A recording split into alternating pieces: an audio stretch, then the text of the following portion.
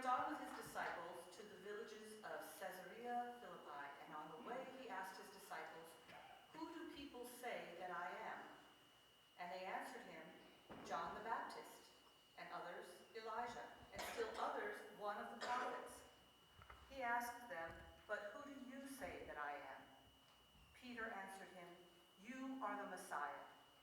And he sternly ordered them not to tell anyone about him. Then he began to teach them that the Son of Man must undergo great suffering and be rejected by the elders, the chief priests, and the scribes, and be killed, and after 3 days rise again. He said all this quite openly, and Peter took him aside and began to rebuke him. But turning and looking at his disciples, he rebuked Peter and said, "Get behind me, Satan, for you are setting your mind not on divine things, but on human things."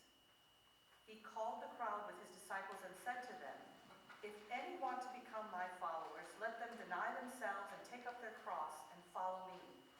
For those who want to save their life will lose it, and those who lose their life for my sake and for the sake of the gospel will save it. For what will it profit them to gain the whole world and forfeit their life? Indeed, what can they give in return for their life?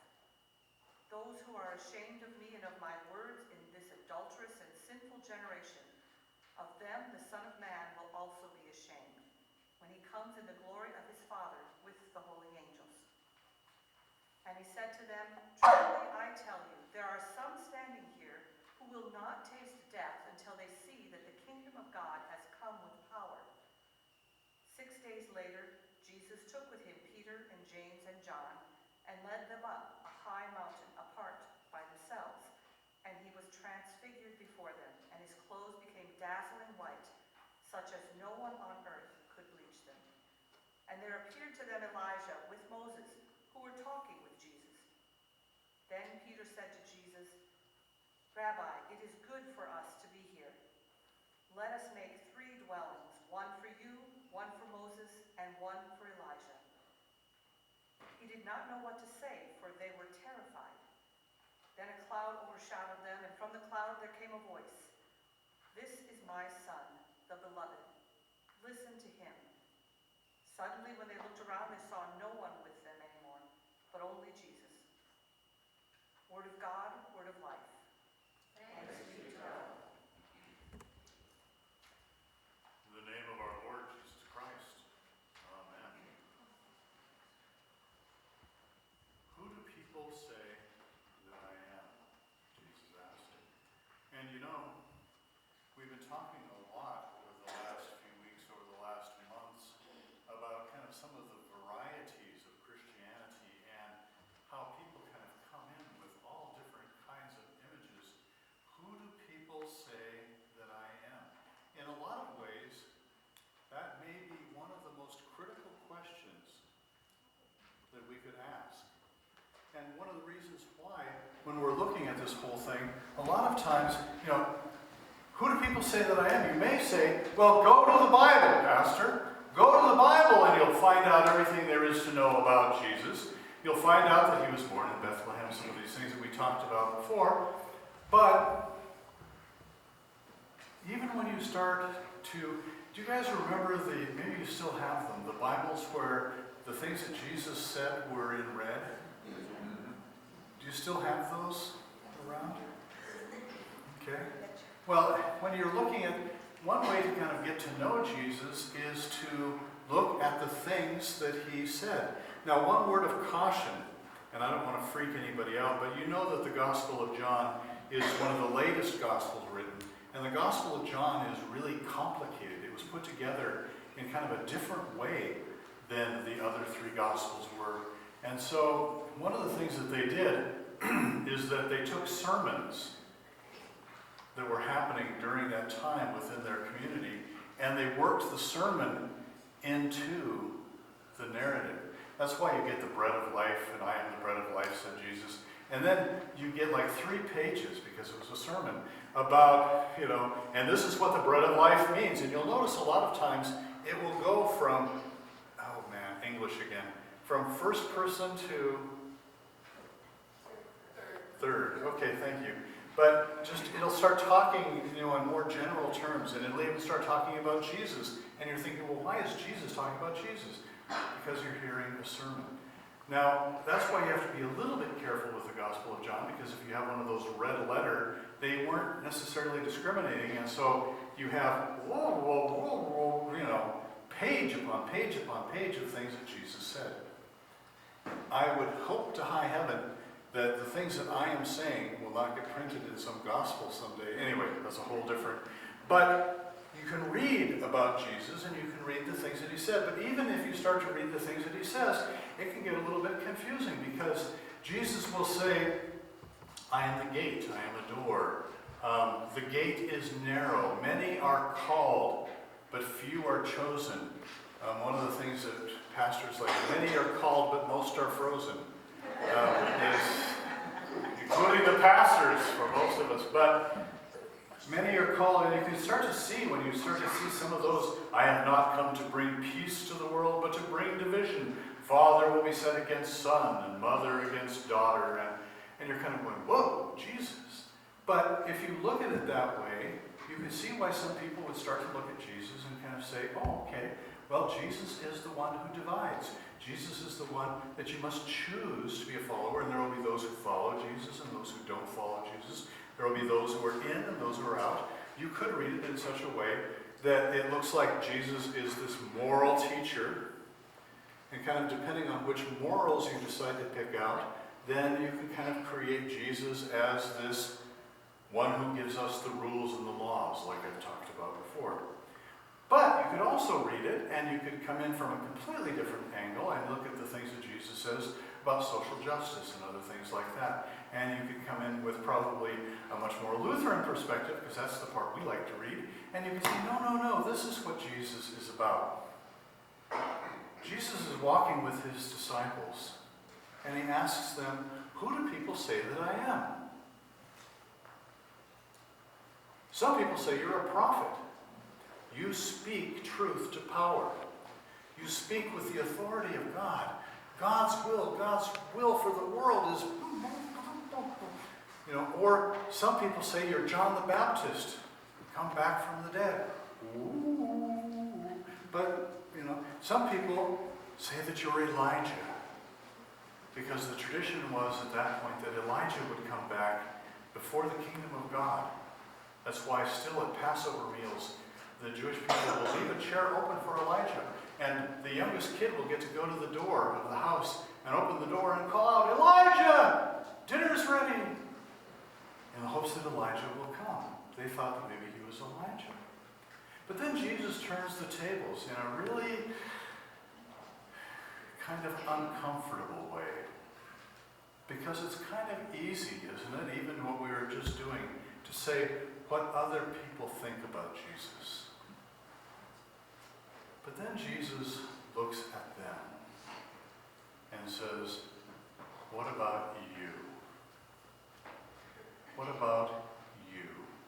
Who do you say that I am? Marsha, I'm going to pick on you for a minute. I know, it's scary.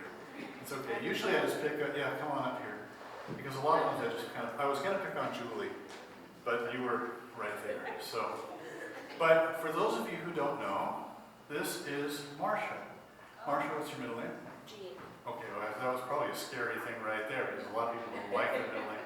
This is Marsha Jean Olson, and Marsha plays piano for us often on Wednesday nights. Has fun with that. Marsha likes to be in Bible study. Okay. What some of your favorite hobbies? Oh, gardening. Okay. Music and singing.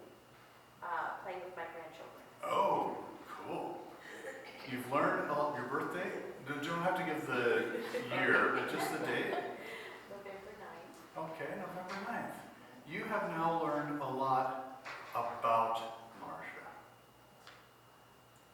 Who do others say that she is? But who do you say? And suddenly, if you are willing, you see, the second you ask the question, who do you say that I am? That means you're entering into relationship. And relationship is not an easy answer because it means that it can change over time. Things can move and grow. Thanks. Appreciate it. See, that wasn't too scary. Was it? No, some people wonder why I didn't become a dentist, and they say, well, I can inflict pain on people this way too, by being a pastor to unsuspecting folk. But anyway, I diverge. The whole idea is that Jesus is really saying, you've heard a lot of things about me, you can read a lot of things about me, but what I want you to do is actually to enter into relationship with me. Who do you say that I am? Which has a very now kind of element to it, because even from day to day, who do you say that he is? Well, that means you have to be ready to go with the flow a little bit and to move and to let things change just a bit. And it also means, in a big way, that as long as you're talking about Jesus, it's kind of safe. But if you're talking to Jesus, or if you're talking to somebody who is a critical part of your life, then the risk factor ramps up. And that's a lot of what Jesus is talking about when he's talking to his disciples. Pick up your cross. Notice he's not saying pick up Jesus' cross. He's saying pick up your cross. If you are going to enter into relationship, this is not necessarily going to be something that is safe. It means you're going to start seeing the world in a different way.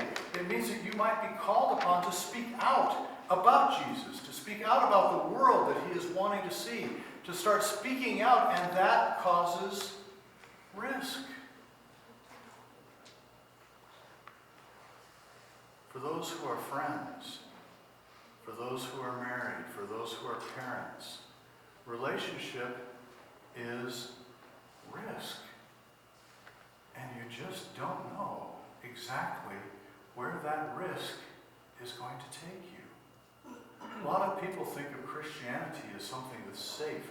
Christianity is safe only when we follow the rules that we set. Christianity is safe only when everybody conforms to the way that we think that Christianity should look.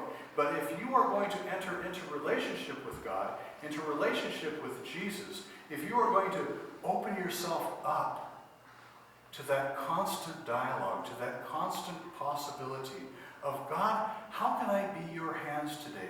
Jesus, what can I do in the situations that I find myself in today where I can actually bring a little bit of your light into this darkened world? Jesus, what are the ways that we can walk down into the valley? And when you're living in Pullman, everything is walking down into the valley.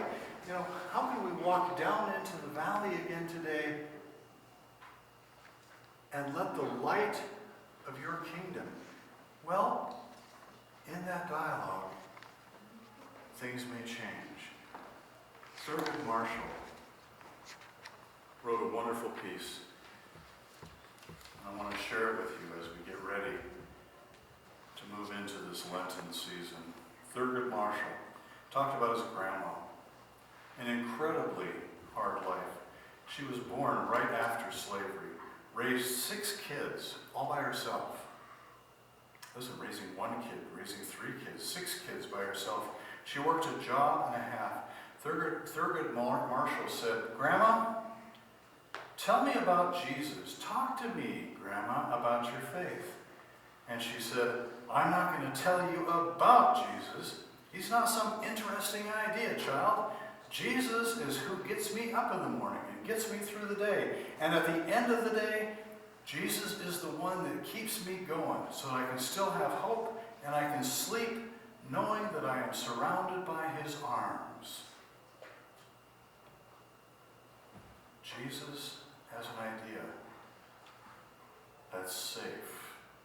Study his concepts, study his philosophy. But allow Jesus to become your life force.